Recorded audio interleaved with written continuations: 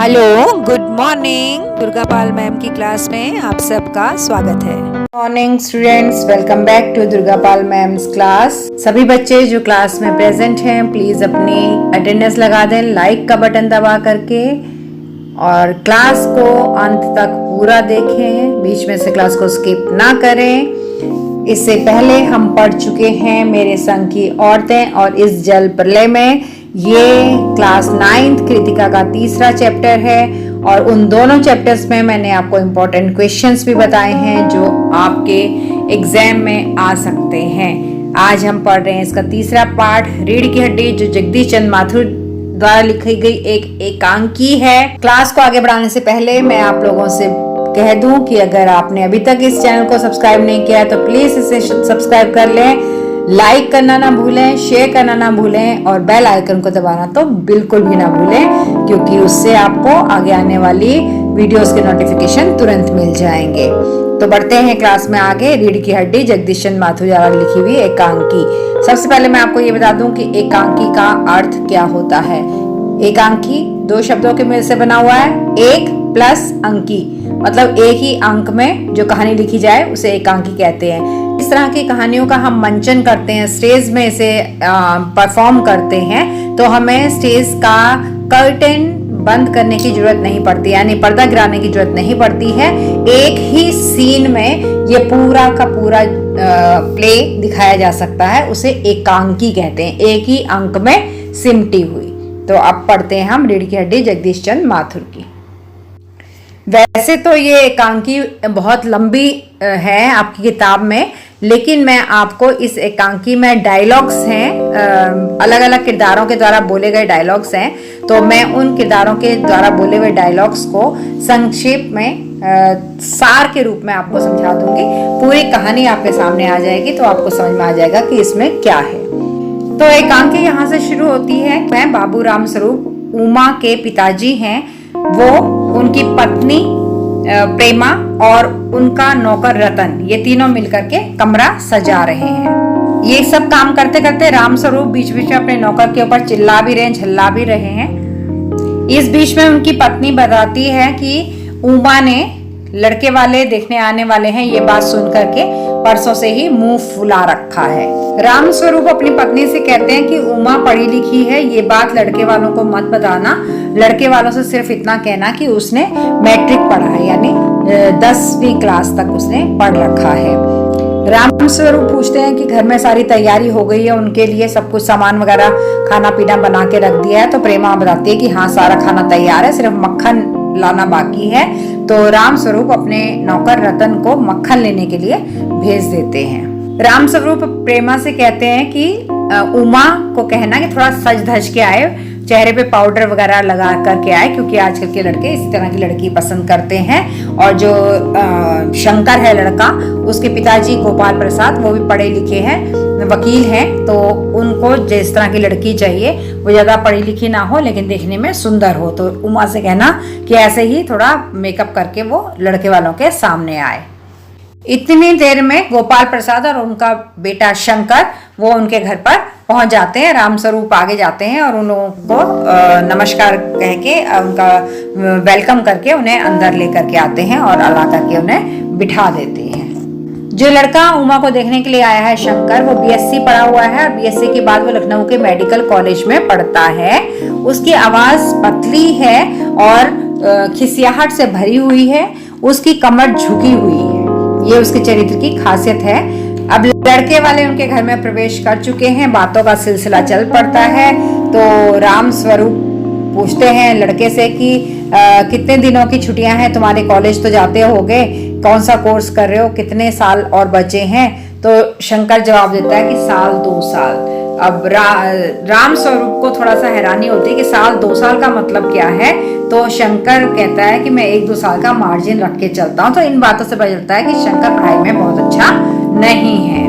बातों का सिलसिला चलता रहता है और गोपाल प्रसाद अपने पुराने जमाने की बातें बताते बताते अपनी प्रशंसा करते रहते हैं और अपने आप को बहुत बड़ा आदमी, महान आदमी साबित करने की कोशिश करते रहते हैं। अचानक कुछ देर बाद बातों बातों के बीच में गोपाल प्रसाद विवाह को बिजनेस कह करके विवाह की बात छेड़ते हैं।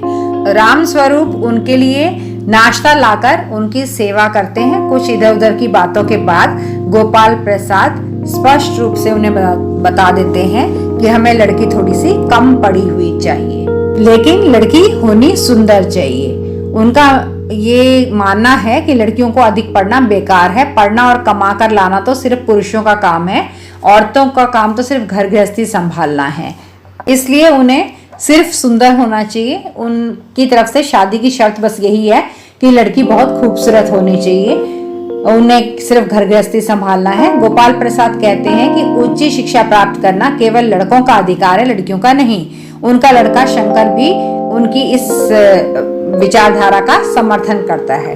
थोड़ी देर के बाद रामस्वरूप अपनी बेटी उमा को आवाज लगाते हैं। पान की तश्तरी हाथों में लिए उमा बहुत ही साधारण से कपड़े पहने हुए कमरे में आती है। उसकी आंखों पर चश्मा लगा हुआ है, जिसे देखकर गोपाल प्रसाद और शंकर दोनों ही चौंक पड़ते हैं। रामस्वरूप बताते हैं कि कुछ दिन पहले ही आंखों में कुछ खराबी आ गई थी, इसलिए चश्मा लगा रही है। कुछ दिनों के बाद ये चश्मा उतर जाएगा। अब गोपाल प्रसाद उससे कुछ गाना बजाना करने के लिए पूछते हैं कि तुम्हें आता है गाना बजाना। तो रामस्वरूप भी कहते हैं उमा से कि कुछ गा करके सुना दो। उमा सितार उठा करके मीरा का एक मशहूर गीत भजन मेरे तो गिरधर गोपाल दूसरों न कोई ये गाने लगती है। ये भजन सुनाते सुनाते उमा इतनी खो जाती है कि अचानक से जब वो गर्दन ऊपर उठाती है तो वो शंकर को देखती है। सामने शंकर बैठा है तो उसकी नजर एकदम से शंकर से मिलती है। शंकर को जैसे ही वो देखती है वैसे ही वो गाना बंद कर देती है। तब गोपाल प्रसाद उससे पूछते हैं कि कुछ पेंटिंग वेंटिंग भी आती है तुम्हें, सिलाई आती है और कुछ काम धाम आता है? लेकिन उमा उनकी किसी बात का कोई भी उत्तर नहीं देती है। गोपाल प्रसाद उसे बोलने के लिए कहते हैं। रामस्वरूप भी अपनी बेटी को कहते हैं कि बोलो, कुछ जवाब दो। इतने अलग अलग तरह के सवालों से अपमानित होकर उमा बोल पड़ती है कि क्या जवाब दूं बाबूजी? जब कुर्सी मेज बिकती है तब दुकानदार कुर्सी मेज से कुछ नहीं पूछता, सिर्फ खरीदार को दिखला देता है। पसंद आ गई तो अच्छा है, वरना। तो ये जवाब उमा अपने पिताजी के सामने दे देती है। उमा को बिल्कुल अच्छा नहीं लगता कि लड़के वाले उसे देखने के लिए आए हैं और उसे तरह तरह के सवाल पूछ रहे हैं। खाना, बजाना, पेंटिंग, सिलाई, कढ़ाई, सब तरह के बातें उससे पूछी जा रही है। उसे चलकर दिखाने के लिए कहा जा रहा है। उसके चश्मे पर बात उठ रही है, उसके चेहरे के रंग पर बात उठ रही है। ये सब बातें उसे अपमानजनक लगती हैं और वो मुंह खोल करके बोल देती है कि ये इस तरह की बेइज्जती वो बर्दाश्त नहीं कर पाएगी। उमा को ये सब कुछ अच्छा नहीं लगता कि उसे बेबस भेड़ बकरियों की तरह, जैसे कसाई अच्छी तरह देखभाल करके भेड़ बकरियों को खरीदते हैं, उस तरह से उसका सौदा किया जा रहा है, मोल भाव किया जा रहा है, उसे देखा जा रहा है। तो वो जवाब देती है। गोपाल प्रसाद को उसका जवाब अच्छा नहीं लगता है कि गोपाल प्रसाद रामस्वरूप से बोलते हैं कि क्या तुमने हमारी इज्जत उतारने के लिए हमें यहाँ बुलाया था? तो उमा जवाब देती है कि अभी तक जो आप कर रहे थे कि उससे मेरी इज्जत नहीं उतर रही थी। मेरी बेइज्जती करना सही है और आपकी इज्जत है।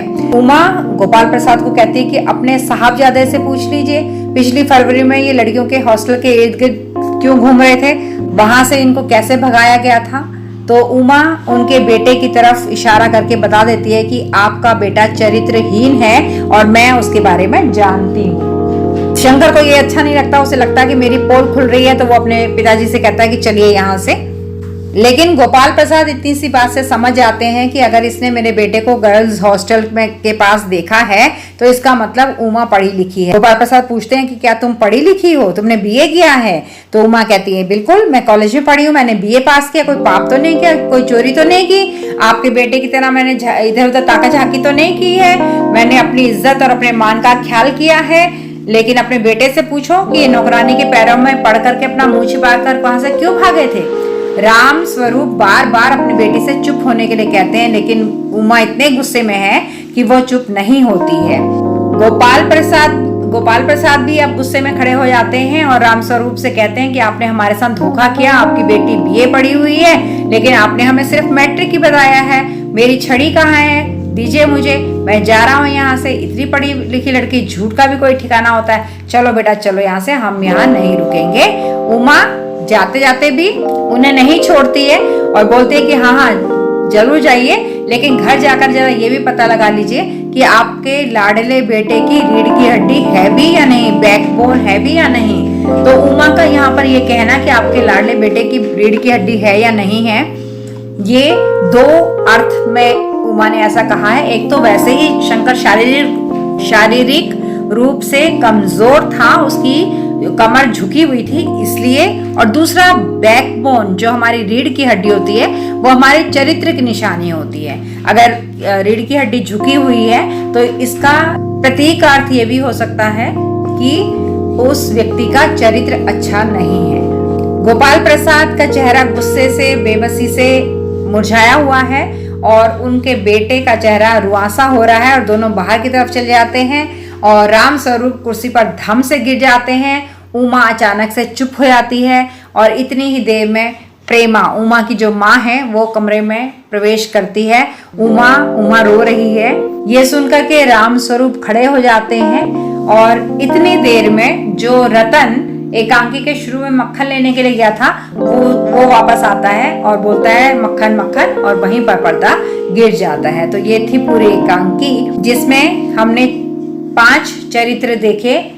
सबसे पहले राम स्वरूप, उनकी पत्नी प्रेमा और उनकी बेटी उमा, गोपाल प्रसाद और उनका बेटा शंकर, और एक कैरेक्टर और है छठा रतन, लेकिन उसे मक्खन लेने के लिए भेजा गया एकांकी के शुरू में और वो अंत में ही वहां पर वापस आया है। तो ये 6 चरित्र हैं इस एकांकी के अंदर। इसमें उमा एक लड़की के रूप में, जो कि इस एकांकी की नायिका है, हीरोइन है, उसी के आसपास पूरी एकांकी की कहानी घूम रही है और उसका चरित्र बहुत बलवान है, वो पढ़ी लिखी है, समझदार है और उसे सही निर्णय लेने का पता है कि किस स्थिति में किस समय पर क्या बोलना चाहिए। इसलिए इस एकांकी की नायिका उमा ही है। और शंकर चरित्रहीन है, शारीरिक रूप से बहुत कमजोर है, झूठा है और पढ़ाई में भी बहुत कमजोर है। वो एक ऐसा लड़का है जो किसी का भी आइडियल नहीं बन सकता, इसलिए हीरो होते हुए भी हम उसे इस कहानी का नायक नहीं कहेंगे। तो ये थी पूरी एकांकी। उम्मीद करती हूँ आपको समझ में आई होगी।